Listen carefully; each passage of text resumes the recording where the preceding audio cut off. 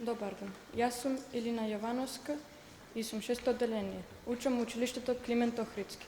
Денес ќе ви раскажам за оваа прекрасна книга Тото, мачката нинџа и големото бегство на змијата, напишана од авторот Дермот Олири.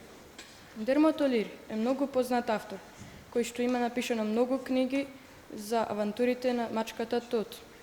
Исто така, тој ги има нацртано сите цртежи кои што се наоѓаат во книгата. Една од овие авантури започнува една тивка ноќ, кога Тото и низиниот брат Сивко биле пробудени од еден гласен звук. Двајцата излегле надвор да истражат што се случило, кога пронашле еден мачор во кантата. Тој мачор се представил, кажал дека се нарекува Мачколик и се извинил.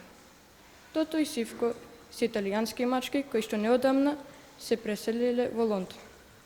Мачколик им предложил за возврат да ги прошета низ Лондон. Тото и Сивко нормално го прифатиле ова и се прошетали. Тие се возеле на метрото, но ова не било обично метро. Тоа метро било поделено на два дела. Во едниот дел се возеле само животните, а во другиот луѓето.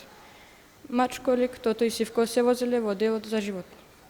Тото и Сивко биле многу збунети. Како може сите животни да не се карат, да не настануваат никакви тепачки? Мачколик им објасни дека сите овие животни се договорили да нема никакви тепачки и да нема никакви караници за време на возењето. Исто така, Мачколик, Тото и Сивко посетиле многу знаменитости, ама набрзо дошло до преврт на настаните. Се дознал дека Брајан, кралската кобра, неодамна побегнала од зоолошката градина.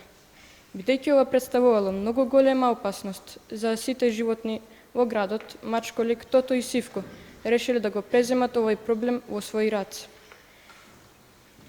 Дали Брајан ги нападнал и зошто Брајан всушност избегал? Што се случило со Брајан? Ова се прашање на кои ќе добиете одговор доколку ја прочитате книгата Тото, мачката нинџа и големото бегство на змијата. Ви благодарам на вниманието.